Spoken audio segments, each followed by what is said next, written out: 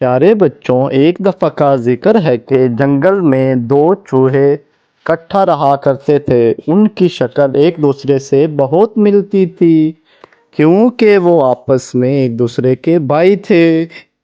ایک دن ایک چوہا دوسرے چوہے سے کہنے لگا، بھیا آؤ ہم جنگل کی سیر کرنے کے لیے آج باہر جاتے ہیں۔ تو دوسرا چوہے نے جواب دیا، نہیں، ہم گھر والوں کو بتائے بغیر ادھر سے باہر نہیں جا سکتے کیونکہ جنگل میں ہمارے لیے خطرہ ہو سکتا ہے۔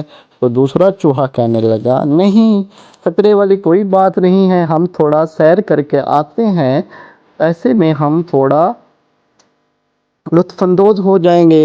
تو دوسرا چوہا اس کی باتوں میں آ گیا اور وہ دونوں جنگل کی سیر کرنے کے لیے اپنے گھر سے دور نکل پڑے۔ جیسے ہی وہ جنگل کے درمیان میں پہنچے تو وہاں پر انہیں ایک کھانا نظر آیا۔ وہ دونوں اس کھانے کو دیکھ کر بہت خوش ہوئے کہ انہیں آج کھانے کے لیے تازہ دم گوشت مل گیا ہے۔ تو ایک چوہا کہنے لگا کہ پہلے اسے میں نے دیکھا ہے تو اس پر سب سے زیادہ میرا حق ہوگا۔ تو دوسرا چوہے نے جواب دیا، نہیں، پہلے اسے میں نے دیکھا ہے تو اس لیے سب سے زیادہ اس پر میرا حق ہے۔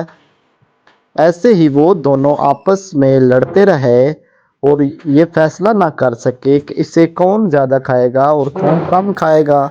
انہوں نے ایسا بالکل نہیں کیا کہ اس کو برابر برابر تقسیم کر لیتے۔ ایسے ہی وہ آپس میں لڑتے جھگڑتے رہے۔ کافی دیر گزر چکی لیکن ان کا فیصلہ نہ ہو سکا کیونکہ ان دونوں کے بیچ میں لالچ پیدا ہو گیا تھا۔ اتنے میں اچانک ایک کتا وہاں آ پہنچا جس نے وہ گوشت کا ٹکڑا دیکھ کر اس کی طرف لپکا۔ اس کتے کو دیکھ کر وہ دونوں چوہے گوشت کے ٹکڑے کو چھوڑ کر بھاگ نکلے اور انہیں لالچ کی سزا مل گئی کیونکہ انہوں نے لالچ کیا تھا اور وہ ٹکڑا ان دونوں میں سے کسی کو بھی نہ مل سکا۔